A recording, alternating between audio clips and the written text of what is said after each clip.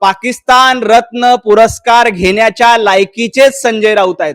संजय राऊत यांनी पाकिस्तानचा उदो करणं थांबवावं। तुमच्यासारख्या देशद्रोहाची पिवळी झालेली देखील या देशाने बघितलेली आहे। माझा संजय राऊत यांना सवाल आहे, स्वतः गुलाम असलेल्यांनी दुसऱ्याबद्दल बोलू नये। तुम्ही पत्राचाळीचे 50-50 लाख रुपये आधी मराठी माणसाला द्या। देशाच्या विरोधात खडे फोडायला सुरुवात केली आहे।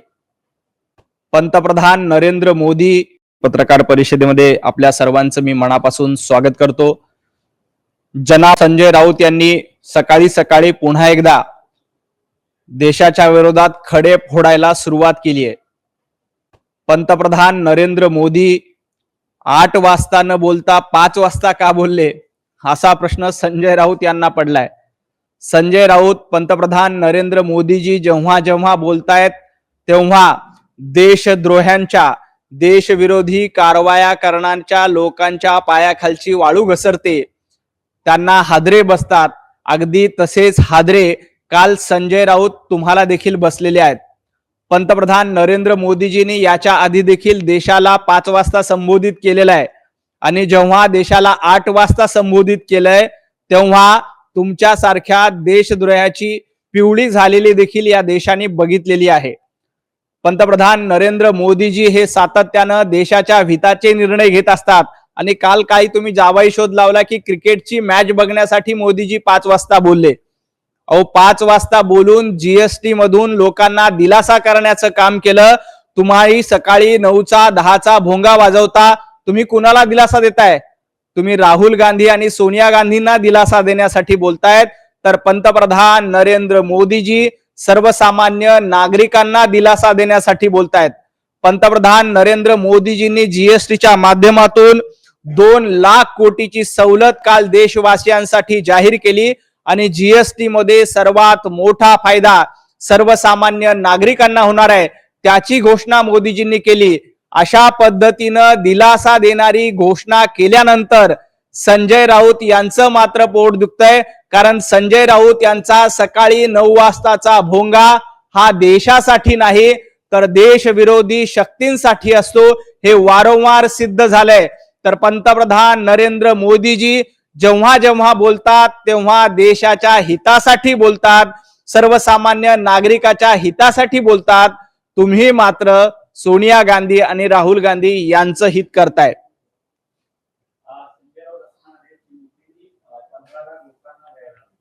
खरं तर पंतप्रधान नरेंद्र मोदीजींनी आजपर्यंत देशाला ऐतिहासिक अशा भेटी दिल्यात। 370 कलम असो, राम मंदिर असो किंवा जीएसटीचा दिलासा असो, अशा पद्धतीच्या ऐतिहासिक भेटी पंतप्रधान नरेंद्र मोदीजी यांनी सर्वसामान्य नागरिकांना 140 कोटी जनतेला दिलेत। माझा संजय राऊत यांना सवाल आहे, तुम्ही पत्राचाळीचे 50-50 लाख रुपये आधी मराठी माणसाला द्या।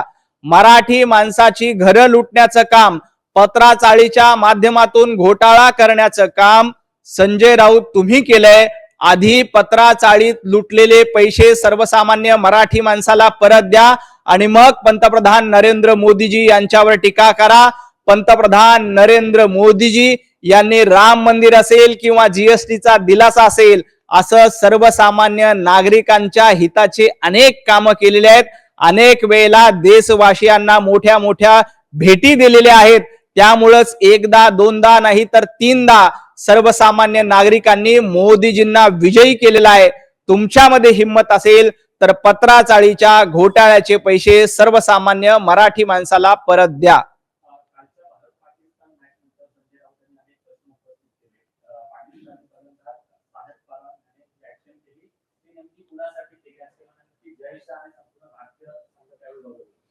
खरं तर पाकिस्तानचा क्रिकेटपटू फरहाननी जी ऍक्शन केली ती अतिशय चुकीची आहे, त्याचा आम्ही सगळ्यांनी निषेध केलेला आहे। आणि सगळ्यात महत्त्वाचं, आपल्या भारतीय क्रिकेटपटूंनी पाकिस्तानवर क्रिकेटच्या माध्यमातून मिसाईल टाकण्याचं काम केलंय। पाकिस्तानचे खेळाडू जर का आमच्याकडे बंदूक सारखं बॅट दाखवत असतील तर त्या खेळाडूंना आपल्या भारतीय क्रिकेटपटूंनी मिसाईल टाकून उत्तर दिलंय।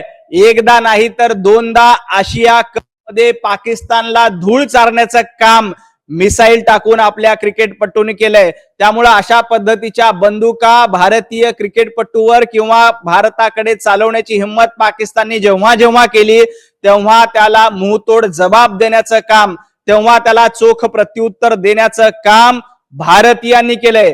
काल देखील क्रिकेटच्या मैदानामध्ये सूर्यकुमार यांच्या नेतृत्वामध्ये आपल्या खेळाडूंनी पाकिस्तानवर क्रिकेट रूपी मिसाईल टाकून पाकिस्तानला गारद करण्याचं काम केलंय. संजय राऊत, आपल्या भारतीय खेळाडूंनी केलेल्या कामगिरीकडे लक्ष द्या. तुम्हाला भारतीय खेळाडूच्या कामगिरीकडे बघायला लक्ष नाही. भारतानं एकदा नाही तर दोनदा सामना जिंकलाय, दोनदा मॅच जिंकली. संजय राऊत यांनी एक तरी ट्विट केलं का?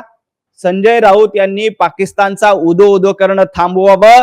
आधी भारतीय क्रिकेटपटूचं अभिनंदन करणारं ट्विट करावं. संजय राऊतनी त्या दिवशी आपण भारत पाकिस्तान सामन्यामध्ये विजयी झालो एकही ट्विट केलं नाही, भारताचं अभिनंदन केलं नाही. आजही आपण भारत पाकिस्तान सामन्यामध्ये विजयी झालो, संजय राऊत यांनी भारतीय क्रिकेटपटूचं अभिनंदन करणारं ट्विट केलं नाही. संजय राऊत, तुम्हाला लाज वाटते का भारतीय टीमचं अभिनंदन करायला? हिम्मत असेल तर आधी भारतीय टीमचं अभिनंदन करा आणि मग अशा पद्धतीचे उत्तर द्या. आपल्या क्रिकेटपटूंनी त्यांच्यावर मिसाईल टाकून क्रिकेटच्या मैदानात विजय मिळवला, त्याबद्दल आपल्या टीमचं अभिनंदन करा.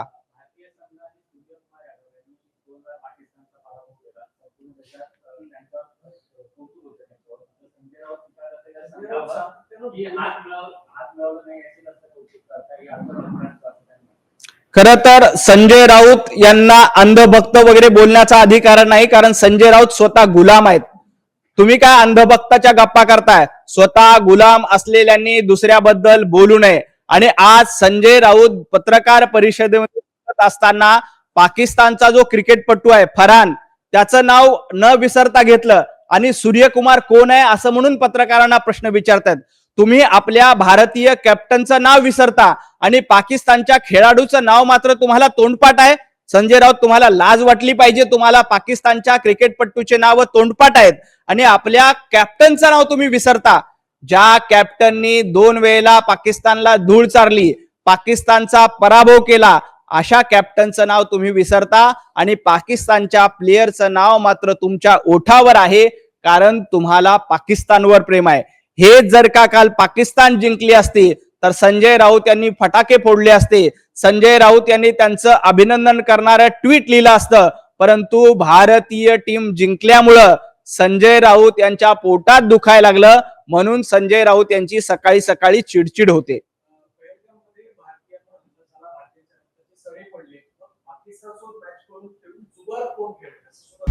आता isakal.com आहे देशातील नंबर 1 ची मराठी न्यूज वेबसाईट. प्रत्येक अपडेटसाठी isakal.com ला नक्की भेट द्या.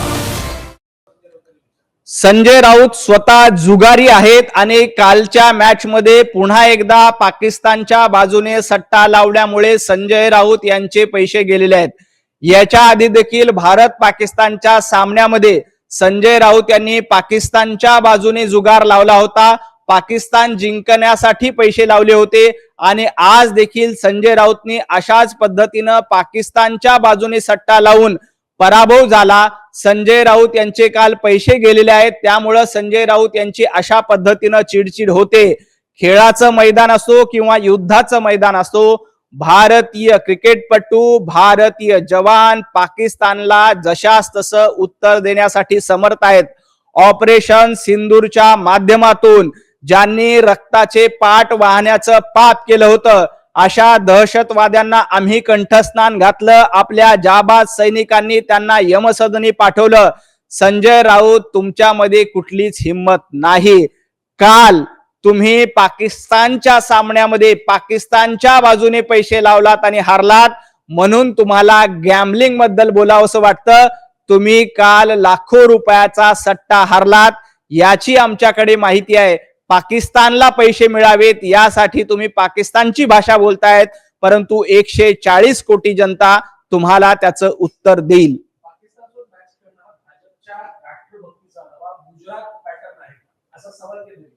खर तर भारताच्या राष्ट्रभक्तीचा पॅटर्न हा मोदीजींचा पॅटर्न आहे, हा इंडियाचा भारत पॅटर्न आहे. आणि हा नवा पॅटर्न भारताच्या 140 कोटी जनतेला माहिती आहे. हा नवा भारत घाबरत नाही, हा नवा भारत रडत नाही तर लढतो. पाकिस्तानला घरात घुसून मारण्याचा पॅटर्न मोदीजींच्या नेतृत्वात तयार झालाय. पाकिस्तानला पराभव करण्याचा पॅटर्न हा आपल्या भारतीय जवानांच्या नेतृत्वात तयार झालाय. संजय राऊत यांचा पॅटर्न पाकिस्तानचा पॅटर्न आहे. कारण संजय राऊत यांचा पॅटर्न पाकिस्तानचे झेंडे फडकवणे, संजय राऊत यांचा पॅटर्न पाकिस्तानचा उदो उदो करणं. यांच्या रॅलीमध्ये पाकिस्तानचे झेंडे फडकवले जातात आणि पाकिस्तानच्या पॅटर्नचा उदो उदो संजय राऊत यांच्याकडनं केला जातोय. परंतु पंतप्रधान नरेंद्र मोदीजी यांच्या नेतृत्वात भारताचा नवा पॅटर्न सुरू आहे आणि हा भारताचा नवा पॅटर्न रडत बसत नाही तर लढतो आणि घरात घुसून मारतो.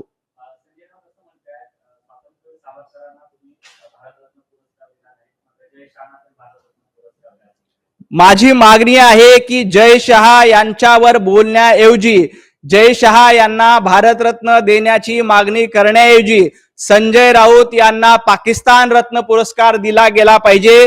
कारण पाकिस्तान रत्न पुरस्कार घेण्याच्या लायकीचेच संजय राऊत आहेत. संजय राऊत ज्या पद्धतीनं पाकिस्तानची दलाली करण्याचं काम करतायत, टीम इंडिया जिंकल्यानंतर तुम्ही ट्विट करणार नाहीत आणि पाकिस्तानचे गोडवे गात बसणार. त्यामुळं संजय राऊत यांना आधी पाकिस्तान रत्न पुरस्कार दिला पाहिजे आणि त्यांची पाकिस्तानमध्ये रवानगी केली पाहिजे, अशी माझी या निमित्ताने मागणी आहे.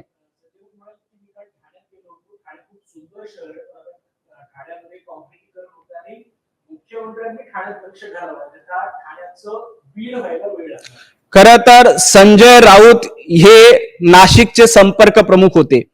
नाशिकचे संपर्क प्रमुख असताना संजय राऊत यांनी नाशिकच्या शिवसेनेची वाट लावली, नाशिकच्या शहराची वाट लावली. आता संजय राऊत जर का ठाण्याकडे बघत असतील तर ते इथून पुढे ठाण्याची आणि ठाण्यातल्या उभाटा गटाची देखील वाट लावणार आहेत. त्यामुळं ठाणेकरांना माझी नम्र विनंती आहे की जशी नाशिकला संजय राऊत यांची नजर लागून नाशिकला खराब करण्याचं काम संजय राऊत यांनी केलं, तसं ठाण्याला संजय राऊत यांची नजर लागू देऊ नका. मुख्यमंत्री देवाभाऊ यांचं फक्त ठाण्याकडे नाही तर संपूर्ण महाराष्ट्राकडे लक्ष आहे. संपूर्ण महाराष्ट्राला पुढे घेऊन जाण्याचं काम देवाभाऊंच्या नेतृत्वातील महायुतीचं सरकार करतंय. त्यामुळं देवाभाऊंना फक्त ठाण्यात नजर ठेवण्याची गरज नाही. देवाभाऊंची नजर महाराष्ट्रातल्या प्रत्येक जिल्ह्यामध्ये, गोंदियापासून गडचिरोली पर्यंत, कोल्हापूर पासून सोलापूर पर्यंत प्रत्येक शहराकडे देवाभाऊंची नजर आहे आणि देवाभाऊ हा महाराष्ट्र पुढे घेऊन जात आहेत. देवाभाऊ प्रत्येक जिल्ह्याला पुढे घेऊन जात आहेत. संजय राऊत, तुम्ही नाशिकचे संपर्क प्रमुख असताना नाशिक जिल्ह्याची पूर्णतः वाट लावली. नाशिक जिल्ह्यातील उभाटा गट संपवण्याचं काम केलं. आता तुम्ही आपला मोर्चा ठाण्याकडे वळवला असाल तर ठाण्याची देखील वाट लागल्याशिवाय राहणार नाही. आणि संजय राऊत काय म्हणतायत की ठाण्याचं बीड होईल. अहो, तुम्ही आमच्या बीडला बदनाम करू नका. बीड हा साधू संत महंत साहित्यिकांचा जिल्हा आहे. बीडमध्ये एखाद्या दोन घटना ज्याच्यामध्ये हिंसा घडली अशा घडल्या असतील तर त्यामुळं अख्ख्या समस्त माझ्या बीड जिल्ह्याला बदनाम करू नका. माझा बीड जिल्हा हा साधू सहंतांचा आहे, माऊली महाराज चाकरवाडीकर यांचा आहे. हा बीड जिल्हा मुकुंदराज यांचा आहे. हा बीड जिल्हा स्वर्गीय गोपीनाथजी मुंडे यांचा आहे. या बीड जिल्ह्याला बदनाम करण्याचं कारस्थान संजय राऊत तुम्ही करू नका.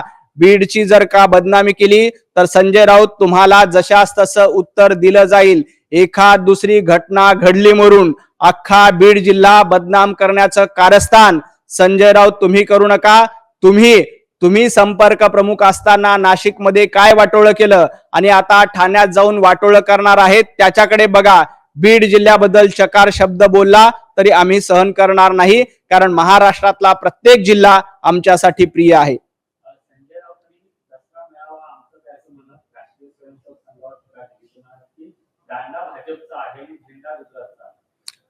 आमचा झेंडा हिंदुत्वाचा आहे आणि आमचा दांडा राष्ट्रभक्तीचा आहे.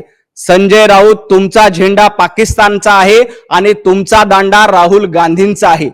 ज्या पद्धतीने तुम्ही राष्ट्रीय स्वयंसेवक संघावर टीका करताय, याच्या आधी देखील उद्धवजी ठाकरे यांनी राष्ट्रीय स्वयंसेवक संघाच्या झेंड्याला फडकं म्हटलं होतं आणि आता तुम्ही हा झेंडा भाजपचा म्हणताय. अहो, राष्ट्रीय स्वयंसेवक संघाचा झेंडा हा हिंदुत्वाचा झेंडा आहे. हा छत्रपती शिवाजी महाराज यांचा भगवा झेंडा आहे आणि छत्रपती शिवाजी महाराजांचा वारसा चालवण्याचं काम, छत्रपती शिवाजी महाराजांचे हिंदुत्ववादी विचार पुढे नेण्याचं काम आणि राष्ट्रभक्तीचे विचार पुढे नेण्याचं काम राष्ट्रीय स्वयंसेवक संघाच्या माध्यमातून केला जातोय. आणि हा दसरा मेळावा आज सुरू झालेला नाही. वर्षानुवर्ष 100 वर्षाची या दसरा मेळाव्याची परंपरा आहे. राष्ट्रीय स्वयंसेवक संघ अभिमानाने हिंदुत्वाची पताका, भगवा झेंडा खांद्यावर घेऊन समर्थपणे राष्ट्रभक्तीचा नारा देतोय. संजय राऊत, तुमचा झेंडा पाकिस्तानचा आहे आणि तुमच्या झेंड्याला राहुल गांधींचा दांडा लागलेला आहे. त्याकडे आधी लक्ष द्या आणि मग राष्ट्रीय स्वयंसेवक संघाच्या झेंड्यावर, राष्ट्रीय स्वयंसेवकांच्या अजेंड्यावर टीका करा. राष्ट्रीय स्वयंसेवक संघाचा अजेंडा हा देशभक्तीचा आहे, तर तुमचा अजेंडा हा पाकिस्तान भक्तीचा आहे. हे वेळोवेळी सिद्ध झालेलं आहे.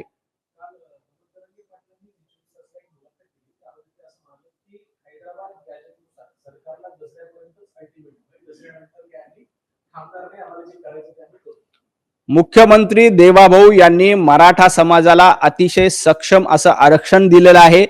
हैदराबाद गॅझेटची अंमलबजावणी सुरू आहे. मराठा समाजाला वेगवेगळ्या ठिकाणी प्रमाणपत्र देखील मिळत आहे आणि यात कुठेही आपल्या ओबीसी बांधवांचं देखील नुकसान होणार नाही. माझी मनोज जरांगे पाटील यांना विनंती आहे की अशा पद्धतीनं मराठा प्रमाणपत्र मिळत असताना ते प्रमाणपत्र जास्तीत जास्त मिळावेत यासाठी प्रयत्न करावेत. अशा पद्धतीची भाषा त्यांनी करू नये. काल एका युट्यूब चॅनलच्या मुलाखतीमध्ये बोलताना संजय राऊत, मराठी गौरव नावाच्या युट्यूब चॅनलवर बोलताना संजय राऊत असं म्हणाले की आम्ही गांजा पितो आणि वेगवेगळे नेते हे भांग पितात. संजय राऊत, तुम्ही गांजा पिऊन पत्रकार परिषद घेता त्याला आमचं ऑब्जेक्शन आहे. तुम्ही भांग पिऊन पत्रकार परिषद घेता त्याला ऑब्जेक्शन आहे. तुम्ही जी काय वायफळ बडबड करता रोज आणि अशा पद्धतीनं कोणी भांग केला, कोणी गांजा ओढला याबद्दल तुम्ही बोलू नका. तुम्ही रोज सकाळी गांजा पिऊन, भांग पिऊन जी वायफळ बडबड करता आणि पाकिस्तान दार्जिनी भूमिका घेता त्याला आमचा विरोध आहे. यापुढे अशा पद्धतीच्या भूमिका तुम्ही घेऊ नका.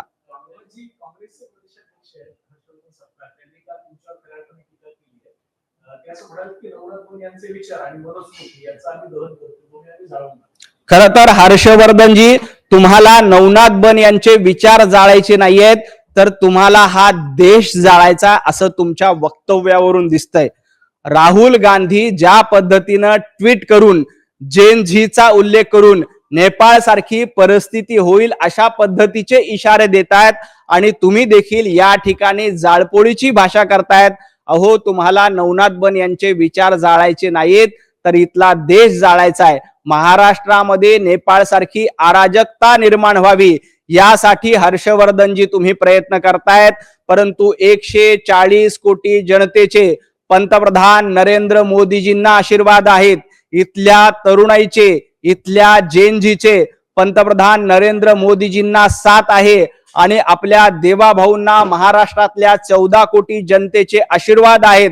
त्यामुळे तुम्ही अशी कसल्याही पद्धतीने जाळपोळीची भाषा करणार असाल, कुणाचे विचार जाळण्याचा प्रयत्न करणार असाल आणि कुणाला जाळपोळीबद्दल बोलणार असाल, तर इथली जनता हर्षवर्धनजी तुम्हाला जशास तसं उत्तर दिल्याशिवाय राहणार नाही. जाळपोळ करा, फोडाफोडी करा ही काँग्रेसची रणनीती राहिलेली आहे. आमचे विचार हे हिंदुत्वाचे विचार आहेत. आमचे विचार हे छत्रपती शिवाजी महाराजांचे विचार आहेत. ते कुणीही जाळू शकत नाही. खूप खूप धन्यवाद. थँक्यू. देश विदेशातील प्रत्येक घडामोडींचे लाईव्ह अपडेट मिळवण्यासाठी आता साम टीव्हीच्या सर्व सोशल मीडिया प्लॅटफॉर्मला लाईक, फॉलो आणि सबस्क्राईब करा. तसंच सर्व नोटिफिकेशनसाठी बेल आयकॉन प्रेस करायला विसरू नका.